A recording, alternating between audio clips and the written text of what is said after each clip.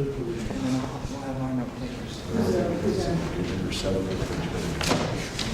have noticed that.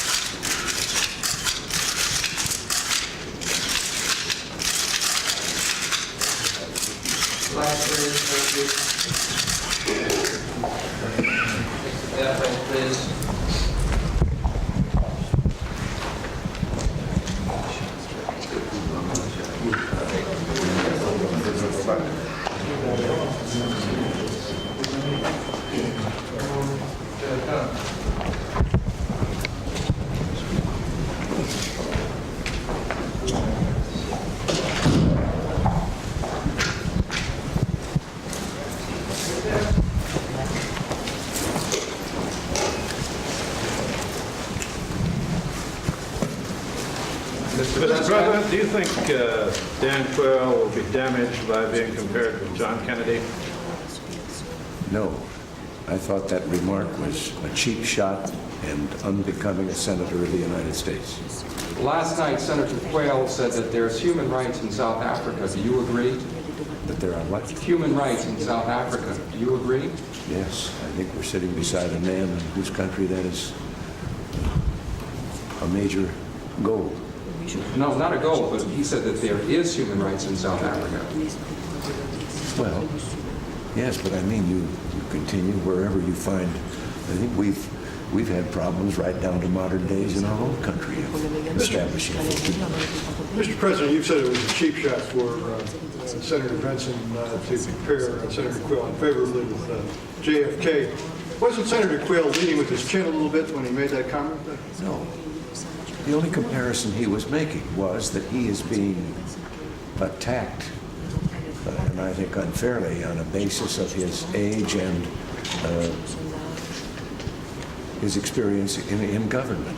And he was pointing out that John Kennedy, who sought the highest office and won it, had actually less experience in government than he has, and they were the same age. Lights, please. Thank you. Thank you. Let's go. Cameras this way, please. Thank you. Thank you.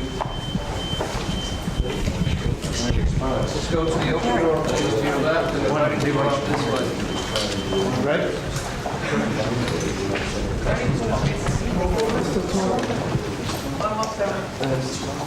Let's go, please.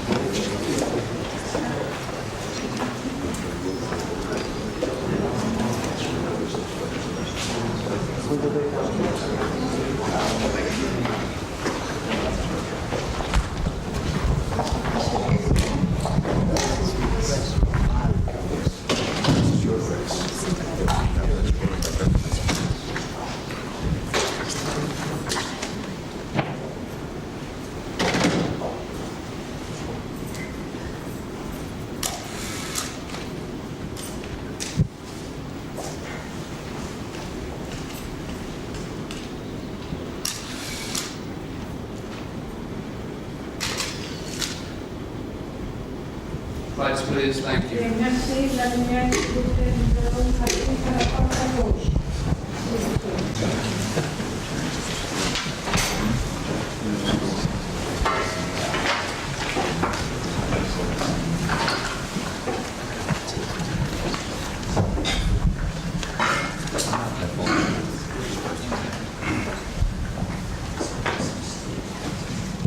Well,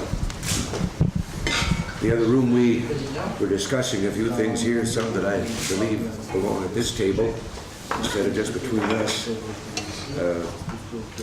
Major regional problems in Africa, which the President is addressing as OAU chairman, and we certainly appreciate the constructive role that you're playing in resolving these conflicts. We are, as we mentioned, very deeply concerned about the civil war in Angola, and I was pleased to see an opening on national reconciliation take place immediately after the President's visit there. And I know that you will continue your efforts in that line.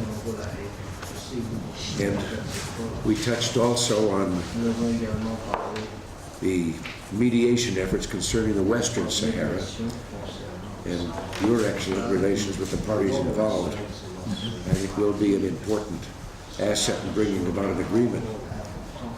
And the U.S. fully supports the diplomatic efforts, including those of the United States, or the United Nations General Secretary. Your offer of Bamako as a site for possible meeting between President Traoré and Gaddafi was a generous one, and we appreciate your efforts to mediate that dispute. I didn't respond there when we touched on that subject. We are concerned by revelations concerning Libya's chemical warfare capability. And we urge the African states to take vigorous and public action to confront this threat to regional stability. And we are discussing with other countries in the world the idea of an international conference to once and for all put an end to the threat of chemical warfare and poison gas.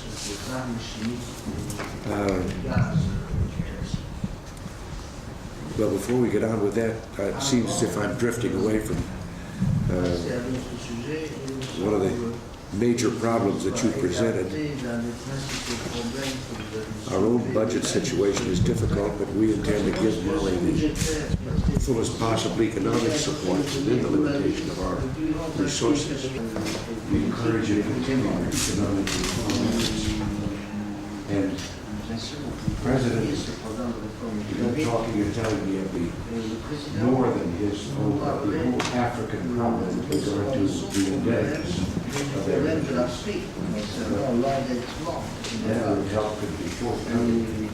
Dealing with those, that was what I suggested. Maybe that was the subject we should